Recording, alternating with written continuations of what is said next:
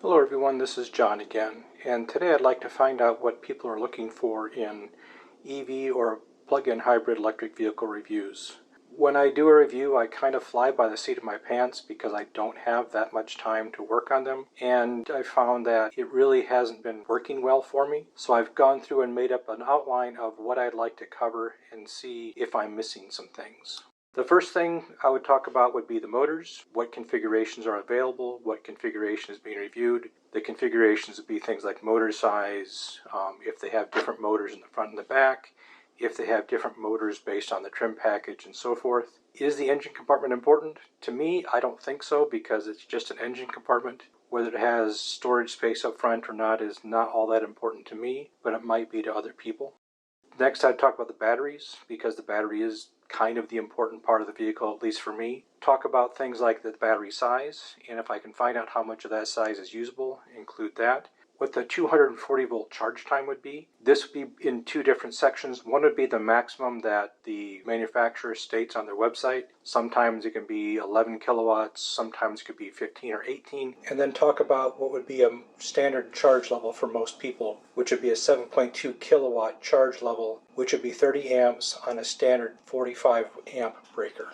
Some vehicles are now supporting 800 volt charging, and there's talk about having 12 or 1600 volt charging coming. The nice thing about these charge rates is that you don't have to wait so long at the charger. If you're on a trip, you can go from 20% to 80% in maybe 15-20 minutes and then continue on your trip. Then we also have a lot of legacy chargers out there that hopefully there aren't many that handle 50 kilowatts, but you'll have 100 kilowatts at 400 volts and you still will have to manage those.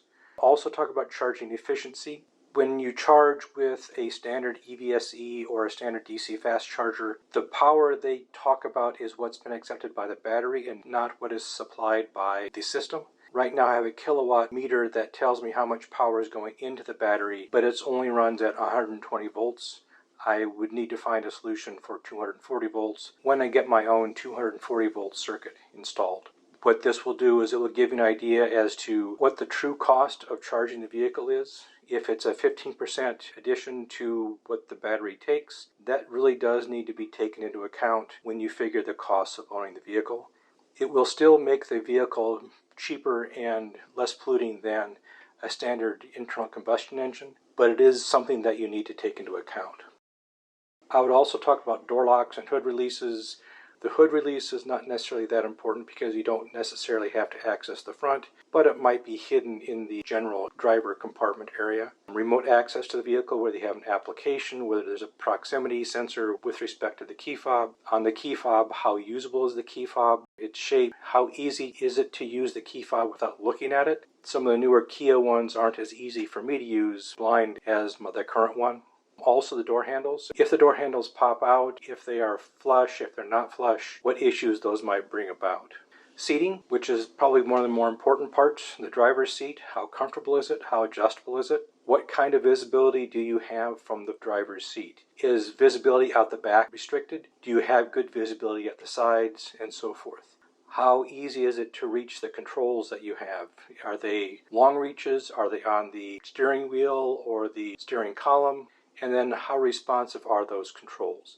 If I hit track forward and track back, are they immediately registered on the infotainment system, or can it take a while? The front passenger seat does not have such a large review criteria. Mainly it's the comfort and the adjustability of that passenger seat, because that is where somebody is most likely going to be sitting for long trips.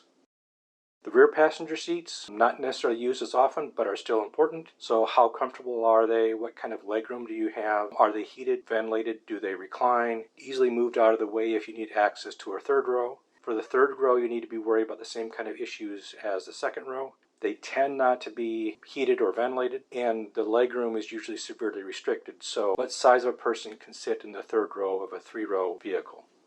The instrument cluster would be things like readability. If I'm in the driver's seat, how easy can I read the information on the instrument cluster? Can I easily see speed and things like that? What kind of modes does the instrument cluster have?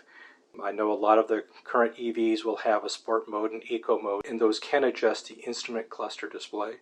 Can you put additional information on the instrument clusters? Some vehicles will let you put maps and directions. Some will actually be able to display Android Auto or CarPlay. What is supported by this vehicle? The infotainment screen is what is shared between the driver and the front passenger. A lot of people talk about the infotainment screen in terms of diagonal screen width, but you can easily create a 10 or 15-inch display that is useless because the aspect ratio is so severely skewed. I would rather have it described in terms of a height versus width as opposed to just a strict diagonal. That gives you a better idea as to the physical side of the display. Is it a touch-sensitive display?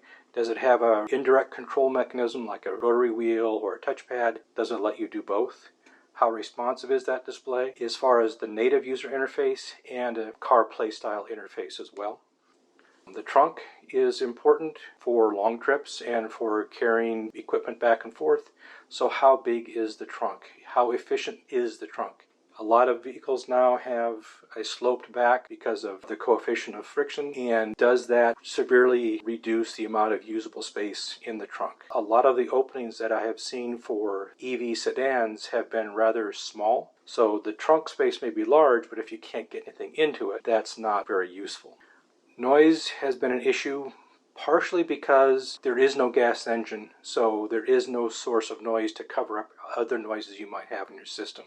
Things like wind noise you would notice more because you don't have that gas engine. But also, the cost of batteries are so high that costs tend to be cut other places. So in my Niro, there is quite a bit of noise if I'm parked at an intersection and a vehicle drives by. I can hear that a lot more than I could in my Prius, which was 14 years older. The source of noise is important. How much noise you have in city driving versus highway driving. And kind of in the same category as not noise, but it is sound related, I guess, would be a speaker test as to how well do the speakers reproduce highs and lows, how well does it handle volume changes, does it adjust the volume level to cover any increased noise that might be generated by a highway trip or something like that. When it comes to driving, there are things such as what kind of shifter does it have? A lot of EVs are going to non-standard shifters because the old style shifters aren't needed anymore. So how easy is it to get used to the shifter on the vehicle? An easy way to test that is to do a 3-point turn because you're going forward, reverse, and that forces you to interact with that shifter. Regeneration, a lot of vehicles have varying regeneration levels, and for some of them, regen level 0 means it doesn't do any regeneration even on braking. Regen 4 or whatever would be equivalent to one-pedal driving. I personally don't find one-pedal driving useful, but other people do. So I would need to talk about that a little bit, especially in the area of how quickly do you slow down, can it take you to a complete stop. I would also talk about city driving efficiency and highway driving efficiency. I have a standard 50-mile loop that I drive inside town that goes through some hills and usually goes between 25 and 45 miles an hour. The highway efficiency is a 45-mile trip north of town, turn around, come back 45 miles, and hopefully that'll take care of any problems I would have with wind, speed, and direction. If you can think of anything else you'd like, put it in the comments, and I will try to keep a version of this maintained in the video notes on the page. Thank you.